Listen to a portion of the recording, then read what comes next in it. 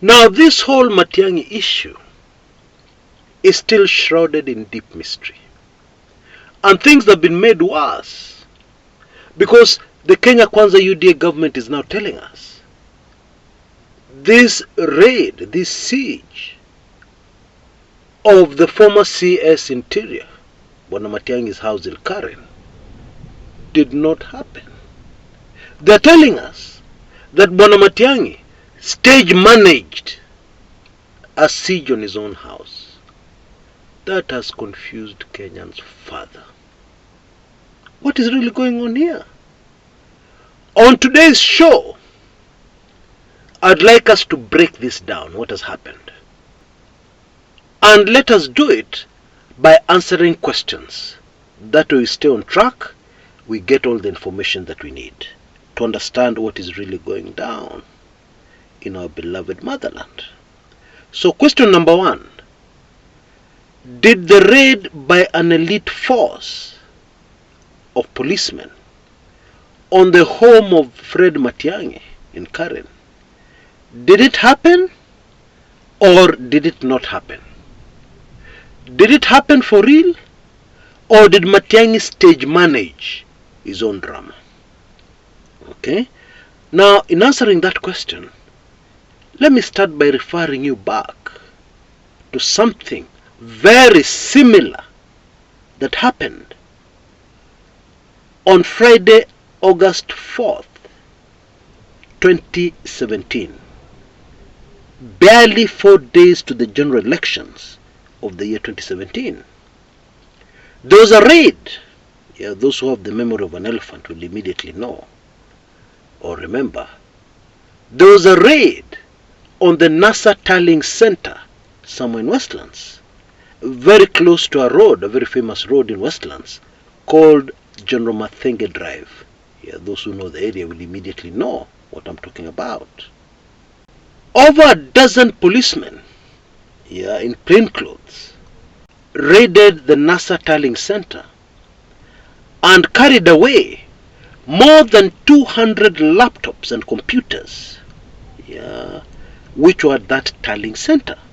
Now, of course, the tallying center had been set up by NASA to tally the votes from all the 290 constituencies in the country, yeah, the presidential votes. Now, there are dozens of witnesses, yeah, young men working there, most of them as interns. But note this carefully. There was not a single photograph of these policemen carrying out the raid, for a very simple reason. When the policemen came in, one of the first things they did was to relieve people of their cell phones. I mean, it is obvious. You're carrying out this kind of operation, you don't want people to make calls outside, you don't want people to photograph you for identification later. Although most of these policemen were hooded, you know, their faces were partly hidden, very difficult to recognize. Now, the long and short of that raid was that those policemen, yeah, completely crippled that NASA tallying center. Now, it is interesting that a short while later, the person who was in charge of the presidential campaign at that time, Musalia Mudavadi, talked to the press very confidently. And he told Kenyans they should not panic or worry, that NASA had many tallying centers in other places. Yeah? So even crippling this one did not affect them. Actually, that was not the truth. That was the only NASA tallying center in the country. Of course, ODM and Raila hurriedly tried to set up one in Tanzania, but it didn't quite work out. Yeah, first of all, there wasn't too much cooperation from the then president, John Pombe Magufuli. Yeah, he didn't want a diplomatic tiff with Kenya. He wanted to stay out of the Kenyan elections. Now, why is that particular raid relevant? It is relevant because exactly the same thing happened after it had unfolded. The government, the Jubilee government at that time, denied that they had sent any policemen to General Mathenge Drive or to the NASA tallying center. They told Kenyans were not involved, produce the photographs, produce the evidence. Sounds familiar? We were not there. We had nothing to do with it. This is NASA panicking. We don't know anything about that. Now, as a matter of great interest to us, let us just back up a little. Why did the Jubilee government raid the NASA Tallying Center? The answer is very simple. The NASA Tallying Center was the biggest threat to the plan which the Jubilee government already had to rig that election. You know, our problem with our elections is never the voting. The problem is always the transmitting. So when you have alternative arrangements and you're transmitting these results from each of the 290 constituencies, it becomes very easy for you to come up with your figures and challenge whatever figures the ABC comes out with. That was the whole plan. And so clearly Jubilee saw this as a threat to their successfully rigging that election. And therefore, that tallying center had to be disabled. And it was. And of course, this was a covert operation. And therefore, the government could not claim responsibility. There was no way they would admit that it was the police involved. Those were just some thugs. They stole computers. End of story. Or maybe stage managed it. End of story. Now fast forward to the present. An attempted raid at the house of Fred Matiangi. Now I'm sure most of you have seen my earlier analysis, where I gave you the various different possibilities. But there was one possibility I did not consider that we now have to consider. And this possibility, you see, in 2017, the NASA Tallying Center was raided. The objective was to disable the NASA coalition from being able to tally the election results. Because this would be a danger and a threat to the rigged election results of 2017, which anyway were later overturned by the Supreme Court, Chief Justice David Maraga's Supreme Court. Okay? So, this operation to Matiangi's house, we must also now consider that it was a covert operation. And the evidence of that is glaring at us. The government has denied. The DC has even taken time to call a press conference to tell us how the whole thing was stage managed. Nothing to do with them. So we must assume it was an operation very, very similar to the one that the Jubilee government unleashed on Friday, August 4th, the year 2017. And therefore, now you have to sit down for this one, in case you're standing. This is a real shocker. And therefore, we must face the possibility that there's something, or at least there was something inside Fred Matiangi's house that is a threat to the Kenya Kwanza government. Now, what can this be? Because it is now clear that from the word go, even when this operation was being planned, the whole idea was to get in quickly and get out quickly, and then deny any involvement or any link to the government. That clearly was the idea. So what was it, or what is it in Matiangi's house that is a threat to the Kenya Kwanza government? Now I'm afraid that is highly sensitive. It is in my latest weekly intelligence briefings, number 98. It is a very brief intelligence briefings, just giving you this hot information, bas. And then you have to join the dots by listening to this particular video, which is in the public domain. Once you have that information, you'll be able to put everything together. But let us proceed. Now, there's another burning question here. Okay? You imagine a group of crack policemen, a crack police unit, and then that crack police unit being unable to gain access to a residential house. Yeah, okay, it's a residential house of a very important Kenyan, a former CS internal, somebody who has a lot of secrets of the government. Yeah, definitely somebody who should be guarded. But still, this is a crack unit. It should have no problem gaining access. And there's something else. We are told that shortly before the raid, all the security of Dr. Fred Matiangi vanished, was withdrawn. In fact, people are asking, where was Mr. Matiangi's security? Which means it was missing. So it should have been very easy for these policemen to gain entry and get whatever they had come for and leave in minutes. But it didn't happen. So we must ask, why? What stopped them? There is only one possibility, not two, one. Matiangi's house had alternate security. And let me throw in another shocker. It also means that this elite group of cops were caught by surprise. You know, before an operation, you scout the location, yeah, and you make your plans based on what is on the ground.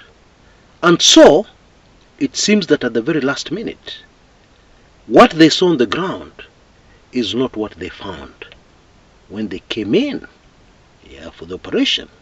Meaning that Bwana Matiangi and company were ready for them. What? You know, this is a case where both sides of the political divide are not giving us the whole story. Okay? Fred Matiangi and Azimio are not giving us the whole story.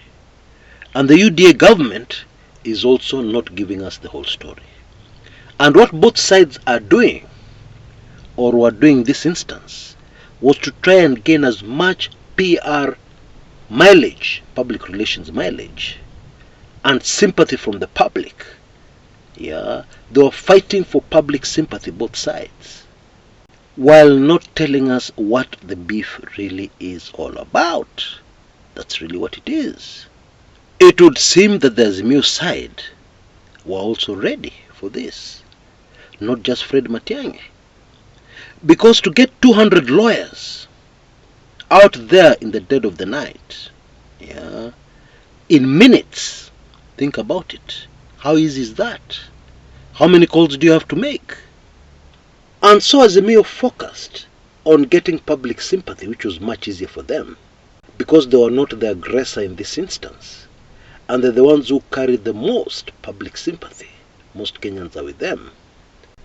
Azimio was selling us the story. Yeah. This is Fred Matiangi being harassed. But as I've said, I have reason to believe it was much more deeper than that. Of course, on the other side of the political divide, UDA were not to be outdone. The gurus of positioning and propaganda and PR, the absolute gurus, you all know that.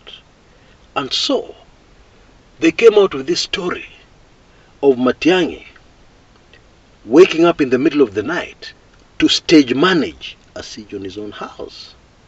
Yeah, which is a very difficult story to buy. I'm sorry. That's a very difficult story to buy. Very hard to believe. Yeah, it doesn't make sense. And so, we must be forced to consider that whatever it is that Bwana Fred Matiangi was protecting and Azimio were protecting was very, very important to them. And also very, very important to the government. So what is this? Chris, please give us a clue. I can hear somebody asking, and I'm afraid I can't. Trust me when I say I can't. Yeah, but you can get a little information in that direction from my latest weekly intelligence briefings, number 98. Now, talking about those weekly intelligence briefings, I had a very hard time choosing those 20 lucky winners of my life membership to my weekly intelligence briefings. And I even got tempted. Yeah, let me just confess. Let me just confess. You see, we set very strict rules. First come, first served. Yeah, so we started with the emails which arrived earliest, moving towards the emails which arrived later. And when I was at number 18, almost finishing, I saw the email of somebody I know, not very far away from where this operation was going to end. And I got tempted. Why don't I just rig things? I squeeze them in. And then I remembered, your character is what you do when nobody's looking. And I mean, this guy is really close to me. We went to school together. He's a regular on this channel. He has supported me so much on this channel. Yeah. And I was just tempted for a second to squeeze him in and leave somebody else outside. Yeah. Go against the own rules we had set, which were very strict. Well, I'm glad I overcame that temptation. But you see, it made me feel bad not only for my friend, but for the many others, hundreds, who requested this free subscription to my weekly intelligence briefings. Now, of course, the people who do accounting will not like this, but I just felt that at least I have to do something for all of these other great fans of this channel, people who support me. At least I have to give them like a small mwanya to squeeze in somewhere. Yeah, that's how I feel. And I know the person I'm doing this in honor of, my departed late wife, would have approved. She'd have felt the same. So let's do it. This is what's going to happen. And this one is strictly for 48 hours. Not a minute, not a second more. Strictly 48 hours from the minute, the second this particular video is posted. Not a minute, not a second more. This offer will end. And this is still the Mrs. Kumekucha Memorial offer. So make sure you put that in the subject area. And we're going to call it Name Your Price. You decide how much you can afford for the subscription. And you send it. I'll give you the details in a minute. And I give you that subscription. Pop! Of course, those who give a high amount will get a longer time. Of course, the higher the price, the longer the subscription. I mean, this is just ideal for the very hard times Kenyans are facing. Things are hard. And we need this information, to know what is happening in our country. Especially based on this video, this information I've given you today, you will know that there's a lot of fishy things going on. And a lot of this information is highly sensitive. Those people doing these things don't want this information to get out. They don't. The stakes are way too high. I'm sure you realize that. But this is the guarantee I will give. Whatever you send, you'll get a WIB subscription. Hopefully, this should be a win-win situation. We need money to run things here. But at the same time, we know that things in Kenya are very hard. Indeed, all over the world, things are not easy. And therefore, we'll still get the funding to continue doing what we're doing going forward. And we're going to have some very happy people who will get subscription, who will be able to finally get their hands on the weekly intelligence briefings.